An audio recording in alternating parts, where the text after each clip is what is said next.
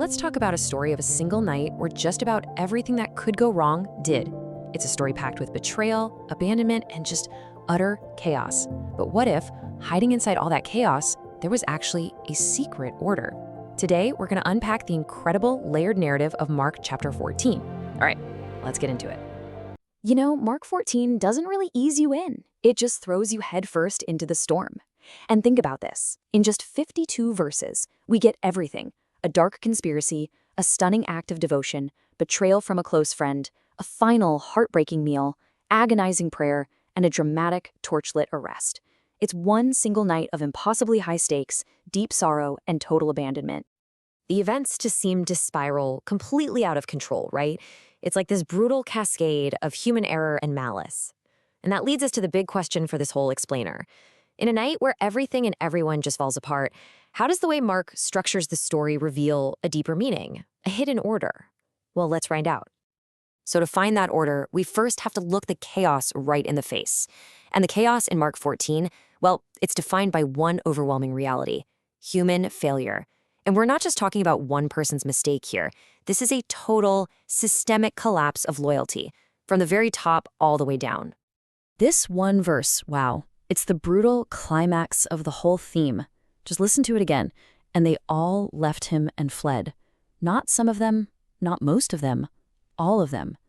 This is that moment where everyone who promised to stand by Jesus just vanishes into the night. It's such a stark and devastating conclusion. So you have to ask, how did it get this bad? This moment of total abandonment? You know, it didn't just happen out of nowhere. It was the final domino to fall in this long chain reaction of failures that Mark very carefully lays out from the very beginning of the chapter. Let's go back and trace that path of collapse. And this brings us right to our first key theme: human weakness. I mean, Mark does not pull any punches here. He shows the absolute fragility of human resolve, from the highest religious authorities all the way down to Jesus' hand-picked inner circle. In the one moment that mattered most, every single person fails the test. And what's really fascinating is how these failures just build on each other, like a snowball rolling downhill. It starts at the top, right? You've got the leaders plotting by trickery. Then it moves inward to Judas, one of the 12, betraying him for a bag of silver. Then it gets even closer to his most trusted friends, Peter, James, and John, who can't even stay awake for him. Then you have Peter making this huge, passionate promise he's about to break in the most spectacular way. And finally, that total desertion we talked about. It's a complete top-to-bottom breakdown of human loyalty. But Mark isn't done. He gives us one last, unforgettable image to really drive the point home. It's a strange, almost bizarre little detail that many scholars think is deeply significant. It's the story of this anonymous young man. So as all the disciples are scattering, this young man, wearing only a single linen cloth, tries to follow Jesus. But when the guards grab him, he squirms right out of his garment and runs away naked into the darkness. I mean, that image, that is the ultimate symbol of failure. Discipleship itself is literally stripped away, leaving nothing but shame, fear, and total vulnerability. It's like Mark's powerful visual exclamation point on this theme of human weakness. But right there, just as the theme of human failure reaches its absolute lowest point, Mark introduces this powerful counter-narrative.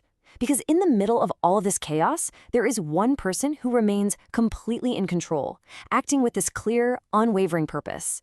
And this brings us to our second theme: divine purpose. And that theme is Jesus as the willing sacrifice. And let's be crystal clear on this. Jesus is not a passive victim here, not at all. He is an active agent, fully aware of the plots, fully aware of his friends' failures. He is willingly and knowingly walking a very specific path toward a very specific outcome. Now, to make this point, Mark uses this really brilliant literary device that scholars call a Markan sandwich. It's pretty cool.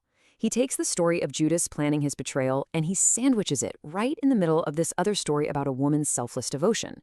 So on one side, you have this unnamed woman who anoints Jesus with incredibly expensive perfume, a good work of pure love. On the other side, you have a named disciple, Judas, accepting money for a treacherous act.